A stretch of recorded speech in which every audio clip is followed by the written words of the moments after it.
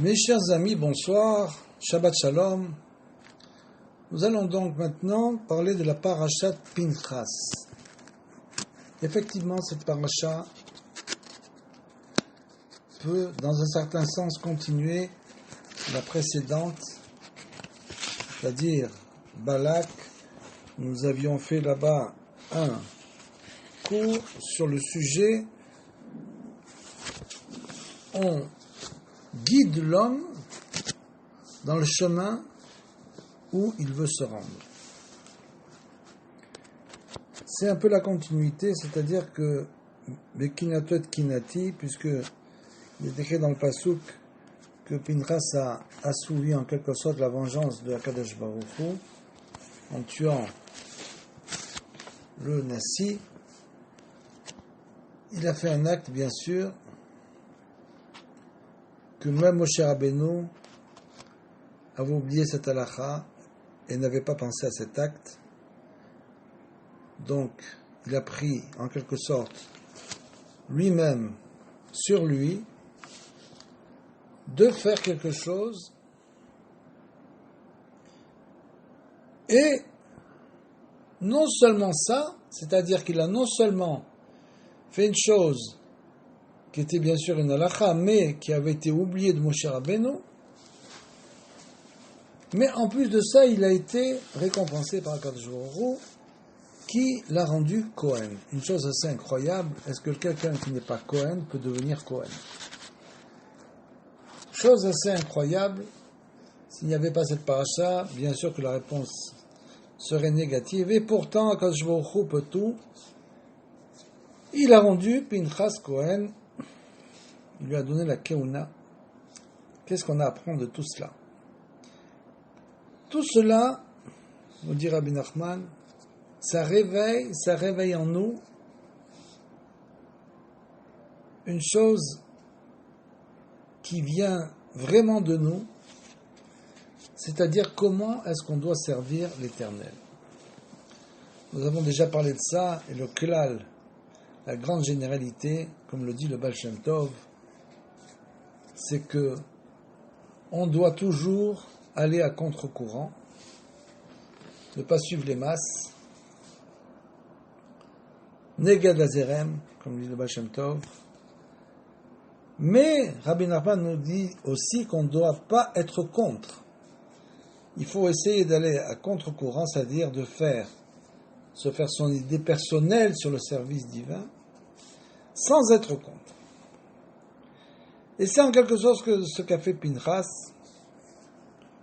en assouvissant la vengeance de Dieu, comme nous dit Rabbeinu, Afilo, Arshav, Shekvar Nitna Torah, et même aujourd'hui, que la Torah a été donnée, c'est-à-dire nous avons un guide parfait qui s'appelle la Torah, Yesh lekol echad bechinat kepshuto, chacun d'entre nous possède Bechira, Echad Bechira Kepshuto, c'est-à-dire chacun d'entre nous possède, pourquoi on possède le libre arbitre finalement, puisque nous avons la Torah qui nous guide parfaitement dans toutes les mitzvot, dans toutes nos voies. Qu'est-ce que le libre arbitre pour quelqu'un qui choisit d'accomplir les commandements? Qu'est-ce que le libre arbitre? En quoi le libre arbitre vient intervenir? Afal piken be'inyane etzot, pour les conseils, comment un homme doit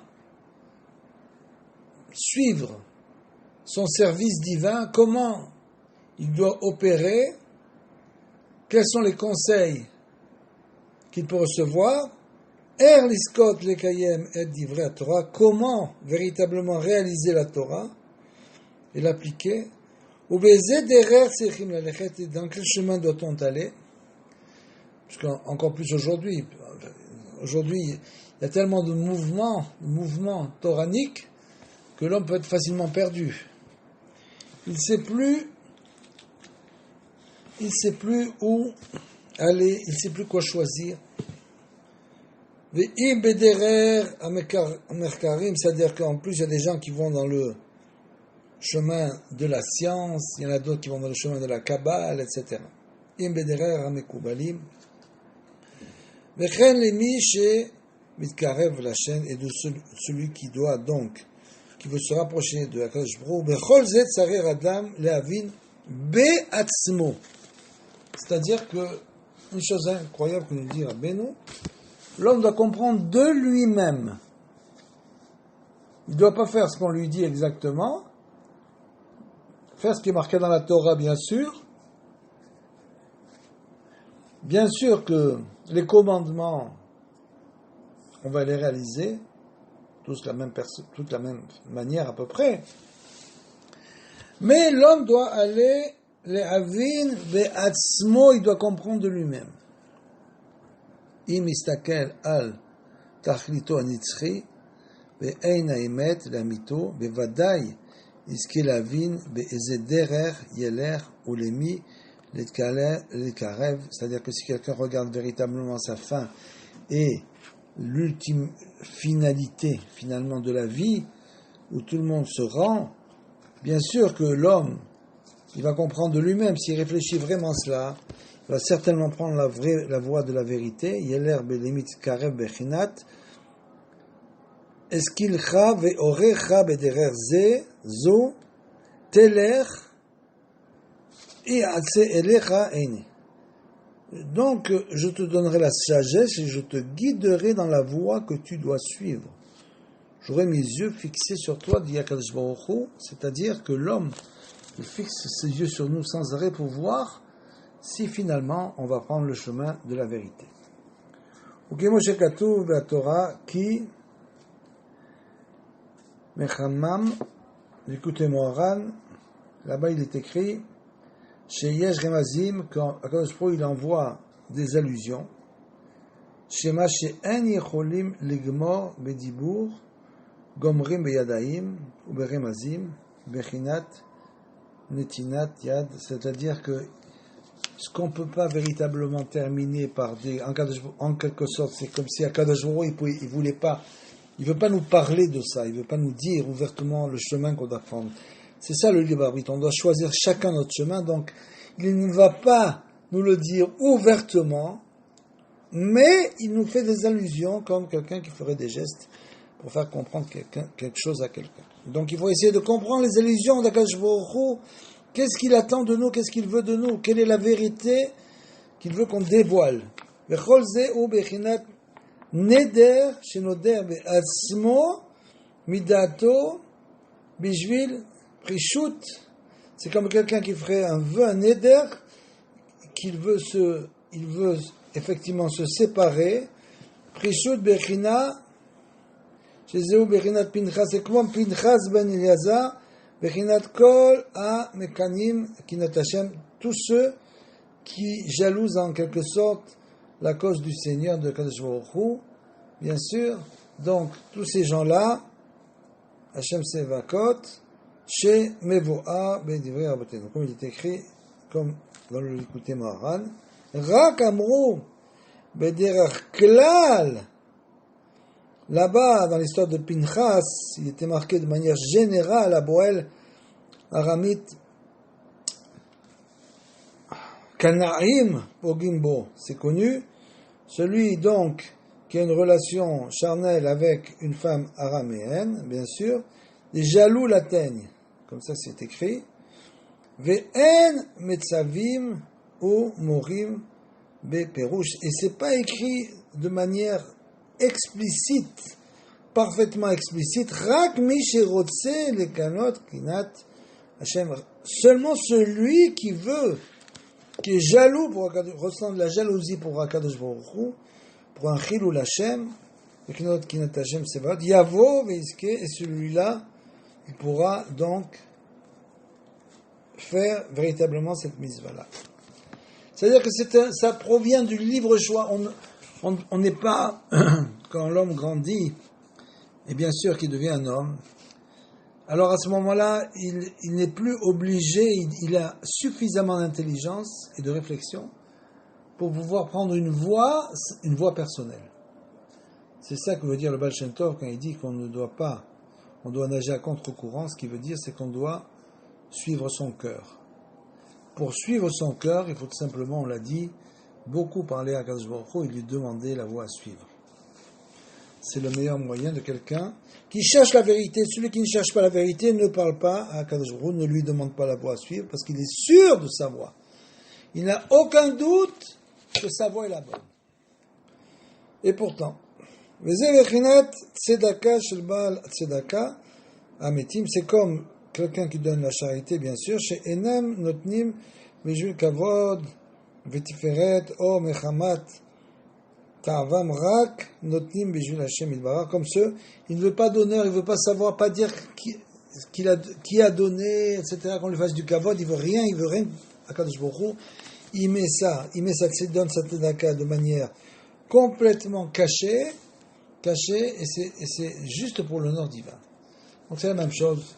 On cherche la vérité pas pour le kavod, pas pour croire qu'on a compris quelque chose, on veut chercher la vérité pour la vérité. Pour se rapprocher véritablement de Kadosh Baruch Hu, Vaikar, L'arzik, Oskim Batorah, bien sûr, au niveau de cette vérité, c'est pour ceux, bien sûr, qui aident les gens qui étudient et recherchent la vérité aussi de la Torah, bien sûr. Et tout cela, bien sûr, c'est le propre du chesed, quand quelqu'un va aider de manière complètement cachée pour construire une Beit Knesset, construire un mikvé, pour acheter un Sefer Torah, etc., etc. מכל שכן כשהאחד עוסק בזכות הרבים, et quand quelqu'un s'occupe de manière désintéressée du זכות הרבים, גדול מאוד, שעוסק במצווה שאין לה טובים שהוא זכות הרבים מאוד. C'est une mitzvah que personne ne revendique. Et celui-là, il peut même avoir beaucoup de problèmes, etc., pour essayer de faire profiter le tzibour, et il ne veut absolument ne recevoir aucun salaire, aucune tzedaka. De cela, c'est uniquement pour l'honneur de Akadosh Baruch Hu.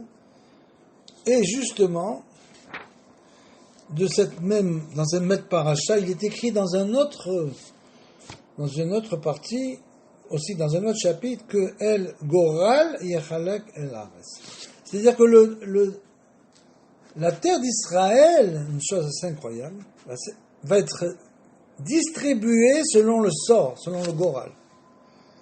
C'est encore un peu la même idée. C'est-à-dire que nous voyons que dans tous ces sujets-là, l'homme finalement a une grande capacité de mouvement personnel. C'est-à-dire qu'il peut véritablement essayer de dévoiler en quelque sorte une Torah qui lui sera personnelle. Il peut essayer de développer quelque chose qui lui correspond. Et la terre d'Israël, c'est la même chose, comme pour Pinchas, sont des choses qui sont données un petit peu, entre guillemets, au hasard le sort.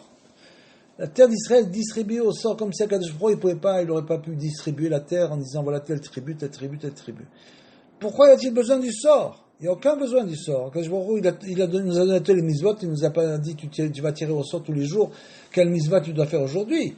On sait quelle mitzvah on doit faire, c'est écrit. Maintenant, la terre d'Israël distribuée au sort. Donc il y a toujours cette idée sous-jacente qu'il se trouve dans un endroit, en quelque sorte, quelque chose que nous devrons prendre, mais cette chose-là, pour la prendre, ça viendra que de nous. Cette chose-là, il faut que ça vienne absolument que de nous, donc on doit beaucoup chercher, beaucoup réfléchir, réfléchir encore, mais étudier encore, et réfléchir, et prier, jusqu'à ce qu'on puisse comprendre qu'il y a quelque chose qui nous dépasse, et cette chose-là, on doit la chercher de nous-mêmes. Donc le goral, le sort, ou d'avoir chez En Mevinim, c'est une chose encore une fois de plus, qu'on ne comprend pas. Une chose qui est incompréhensible. Ki bechol makom, chez En yecholim lavin, bedaat vesechel, parce que chaque endroit, chaque fois où on n'a pas pu comprendre avec l'intelligence et la connaissance, les mi magia adavarazé, à qui on devait donner cette chose, Matlilim et Goral, c'est-à-dire que là on fait un tirage au sort. Donc c'est une chose assez incroyable. c'est de donner la terre d'Israël au sort pour les tribus. Nimsa shegoralu bebechinat a eder adaat. Et donc là, Rabbi Nachman commence à nous donner la solution. La solution à tout ce que je viens de dire, c'est que tout ça, ça vient du eder adaat, du manque de compréhension chez Zéou Bechinat Koar Hamedame. Et ça implique, ça laisse place à la force de l'imagination chez où Istaklut Adaat, qui est l'imagination qui correspond donc à l'élimination, la disparition de la connaissance chez Az, Nishar Hamedame, et alors il ne reste que l'imaginaire. Ubekedushat Agoral, Gorva Meod, et ce concept justement du Goral, qui est Gavoa Meod, qui est très haut, et Zeu Bechina, comme il est écrit, Ach, Begoral, Yechalek et Ares, qui Eretz Israël, Ikar, Berur Hamedame, comme on dira Benou, c'est, comme on l'a dit à Yoshua, c'est Yoshua qui va répartir la terre par le Goral, par le sort, en effet, puisque la terre d'Israël, Ikar Berur, elle correspond à la purification, vérification de l'imagination. Pourquoi? Ça veut dire quoi ça? Ça veut dire que tout celui qui vit en Eretz Israël ne peut plus vivre en quelque sorte sur un imaginaire possible. Il est confronté à la Metziut, il est confronté à véritablement des choses matérielles terre à terre qu'il doit régler. Donc il ne peut plus rêver en quelque sorte. Il est confronté à lui-même. Et c'est ça le Berur Hamedame, qui sham davka zochim liemuna, et donc il devait être obligé de développer, de dévoiler un nouveau niveau qu'il n'aurait peut-être pas dévoilé s'il n'était pas venu en Israël. Ce niveau-là, c'est la foi véritable. C'est-à-dire qu'il va commencer à comprendre qu'il n'a pas la possibilité de comprendre, qu'il n'a pas la possibilité d'agir parce qu'il ne sait pas quoi faire. Donc il va être obligé de se reposer sur la foi. Zochim le'emunat chidush haolam, puisque c'est bien sûr la foi qui se renouvelle. Sheu bechinat birur hamedame, et c'est ça justement la purification de l'imagination, c'est-à-dire qu'on ne peut plus vivre sur une chose imaginaire qui est loin de la réalité. Ici, en Eretz Israël, on est confronté à ce qu'on appelle la réalité quotidienne. Donc il faut affronter la réalité. Ki kol ikar kedushat Eretz Israël nimshar misham mibechinat emuna, parce que bien sûr toute la kedusha, toute la sainteté de la terre d'Israël provient de la foi. Chidush haolam המאמינים שהשם יתברך ברא את העולם וברצונו נתנה להם וברצונו נתנה להם ונתנה לנו. C'est-à-dire que la terre d'Israël, c'est la volonté de Dieu, la volonté de Akadosh Baruch Hu qui a créé le ciel et la terre.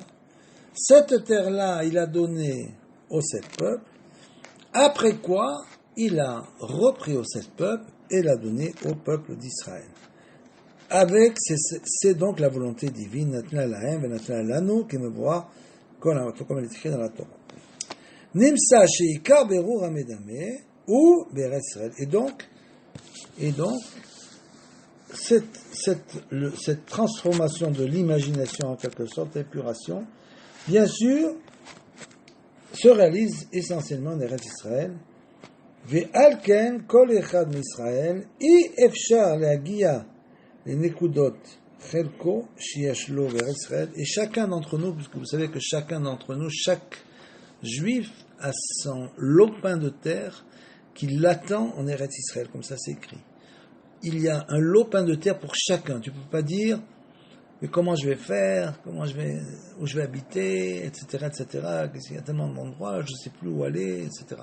Chacun a son lopin de terre. Il faut prier pour qu'Akadosh Baruch Hu, il nous mette sur notre lopin de terre.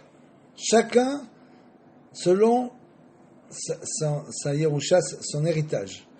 ועל כן, כל אחד מישראל, אי אפשר להגיע לנקודת חלקו שיש לו בארץ ישראל, donc dans son חלק, qu'il a en Eretz Israël, qui im aliédé à Goral, et c'est seulement par le Goral. C'est-à-dire qu'en plus, non seulement qu'on a chacun notre lopin de terre, mais en plus, on l'obtient uniquement par le sort, par le tirage au sort, chose assez incroyable. Chez les Maala, Yadat. C'est-à-dire, c'est au-dessus de la compréhension. Si tu essayes de comprendre sans arrêt, tu ne vas arriver nulle part. Pour comprendre, il faut s'annuler totalement, se renouveler, et après, tu vas recevoir ce qu'on appelle une nouvelle compréhension qui va te dévoiler des choses nouvelles de vérité. Ve'u bechinat amedame de Kedusha, c'est ça l'imagination de la Kedusha, parce qu'il y a l'imagination, attention, quand on parle d'imagination, bien sûr, il y a l'imagination de la Sitra, c'est-à-dire toutes les forces imaginaires négatives que l'homme est tout le temps en train de penser, etc., à des choses qui sont négatives pour lui. Là, on est en train de parler de l'imagination positive, c'est-à-dire de la sainteté. Chez Ubechinat Emunah, c'est ça la foi. La foi, c'est l'imagination de la sainteté, où on s'annule complètement devant la volonté divine. On s'annule totalement. Plus on s'annule, plus on reçoit. Bien sûr, ça paraît complètement équivoque. Comment est-il possible que celui qui s'annule reçoit? C'est l'inverse. Si tu veux recevoir, il faut que tu comprennes. Il faut que tu essaies de comprendre encore et encore. Tu étudies beaucoup, ça oui, il faut étudier. Mais il faut savoir aussi s'annuler. Et c'est comme ça qu'on reçoit vraiment. Parce que nous, comme on avait dit dans la paracha précédente, on ne va pas forcer Akadosh Baruch Hu à aller dans notre chemin si ce n'est pas un bon chemin. On va lui demander dans quel chemin on doit aller. Sans être sûr chaque fois, bien sûr, d'avoir bien compris ce qu'il nous dit et de croire qu'on est toujours dans le bon chemin. Ve'u bebechinat amedame de Kedusha, she'u bechinat emuna. C'est ça la foi, Hashem Yitbarach. She'amaminim ve'agoral hu me'Hashem Yitbarach levad. Tout vient que de Akadosh Baruch Hu. C'est ça celui qui m'amine. Il laisse la place totale, comme il est écrit que Hashem, le nom d'Hashem est appelé Makom, c'est-à-dire que l'endroit, on doit lui laisser un Makom à l'intérieur de nous. On doit laisser une place à l'intérieur de nous. Comment? Nous annulant, en lui faisant confiance, en priant, bien sûr, étudiant, essayer de comprendre, mais chaque fois en essayant de s'annuler et de dire que finalement, on n'a strictement rien compris. Voilà, c'est surtout ça, de comprendre qu'on n'a jamais rien compris. Et moins on comprend, plus on comprend. Ki mechamat she'i efshar le'asechel ha'enoshi sheyuchal lavin ou le'asig chelkat Eretz Israël. La terre d'Israël est d'un kedusha tellement élevé qu'il n'y a aucun esprit humain qui pourrait dire voilà, je sais exactement, donc cet endroit-là, d'après la kedusha qu'elle a, je vais la donner à telle tribu. Et cet endroit, d'après sa kedusha, elle va revenir. C'est aucun esprit humain, pratiquement aucun esprit humain, n'aurait pu faire une chose pareille. Ou la sig, chelkat Israël, lemi, vami, magia, kol chelek, vechelek, beyechut, kefi, shoresh, kedusha tishbato. Donc, chacun en fonction, bien sûr, de la racine de la sainteté de son âme. Qui Kedushat Eretz Israël Gavoa Meod, parce que c'est une terre qui présente une très grande sainteté. Betachlit Ama'ala ve'en mi sheyuchal le'asig besichlo chalukat zot, et personne ne pourrait arriver à un tel niveau, presque personne, on pourrait dire, ne pourrait arriver à un tel niveau de connaissance et de sainteté pour pouvoir lui-même dire voilà comment la terre d'Israël va être divisée.